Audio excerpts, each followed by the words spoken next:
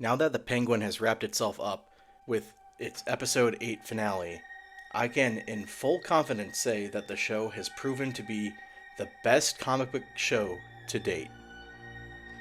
The writing, intelligent. The characters, fleshed out by a star-studded cast. The world, the most Gotham-like we've seen, explored. It's shocking that a show about the Penguin not only would overshadow the Joker sequel, but exceed farther than most within the comic book genre. While Netflix's Daredevil was the best comic book show before this series came out, this HBO original is in a league of its own. I previously made a video about halfway through the series about the Penguin's show-stealing antagonist, Sofia Gigante. I was hoping that she would make it by the end of the series, and I'm relieved with the result. I'm not necessarily glad where she ends up, but it's the smartest play the writers could make. Before I go any further into this video, let me preface this by saying this video will be covering spoilers throughout the Penguin series, but with a strong focus on the finale. So, if you're not wanting any spoilers, hit that subscribe button, like the video, and put this on your watch list once you're all caught up. If you finished the series or don't care about spoilers, stick around and also hit that like and subscribe button if you enjoyed the video. With that, let's jump in. If you've seen my recent video, it would come as no surprise that I think Sofia is the best antagonist I've seen on TV. Well, Gus Fring might be better, but still. It's rare to have a well-written female lead, and even rarer to have one play the antagonist of a show so beautifully. I really wish there were more examples out there because well-written female characters are truly the best in their artistic expression. Kristen Milioti, who plays Sofia, has fully grabbed my attention since episode 4, and I've been on her side since. By the end of the finale, I was concerned she wasn't going to make it. Oz had her at gunpoint, and we were given this brilliantly tense camera pan of his pistol to the back of Sofia's head. At that moment, she accepted her fate, and I was so anxious she was going to die. But suddenly, Oz has disappeared, and we realize he framed Sofia. Well, sort of, for the explosion in the underground drug operation. She did bomb the tunnels, but the Penguin in his penguin antics fabricated a lot of the details to make it so that she was the ultimate fall guy, which gets her arrested and thrown once again into Arkham. This is why I find this decision smart from the writers. It's a buffer to gauge how the audience will receive Sofia. When I started the show, she was nowhere on my radar, and the show itself didn't seem like it would be as brilliant as it turned out to be. The creators also probably didn't know if people would gravitate towards Sofia before the show aired, so it would be too risky to either kill her off or have her win.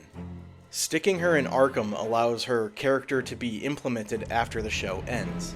If the audience didn't like her and the show wasn't well received, she could have remained in Arkham indefinitely and we'd move on. But also, in the alternative we got, she could potentially return in Matt Reeves' Gotham, whether it's the Batman Part 2 or another villain spin-off series. Why else would they hint at Selina Kyle writing to her? Let's just hope the success and positive responses to this series will encourage the creators to get Sofia out of Arkham once more to steal the show whenever she's on screen. Or do you wish you would have let Rex take him for that ride? And let's also hope that Arkham isn't the last place we see Miss Gigante. There's my take on Sofia and her fate in future projects. But I want to expand beyond her now and talk about the Penguin series itself. This show was so damn good at somehow manipulating the audience into rooting for Oz, even though, from the beginning, we know he's a piece of shit. Hell, even in The Batman, we see Penguin cause a highway collision, resulting in cars and semis exploding just to escape Batman. People definitely died horribly as a result of such a selfish and Weasley decision, so I knew he was a piece of shit before the show even started. What this show managed to do was show from the beginning that Oz is a bad dude, but we just didn't know how bad of a guy he really was. The audience is basically Sophia in episode 8 when she tells Oz that she was wrong about knowing who he is because he is actually something much worse. You were right. I didn't see you. But she did. She knew it from the very beginning. You have always been a monster.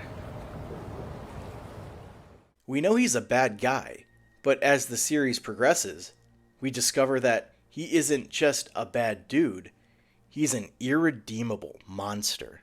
The show tricks you into thinking he's maybe not the worst by episode 1. Sparing Vic's life is what installed the audience's new trust in our villainous protagonist. Our trust in Oz starts and dies with Vic. Through thick and thin, we follow the Penguin thinking he at least cares about Victor and his own mother. The show manipulated us into excusing such horrendous acts committed by the guy due to his display of affection for these two characters.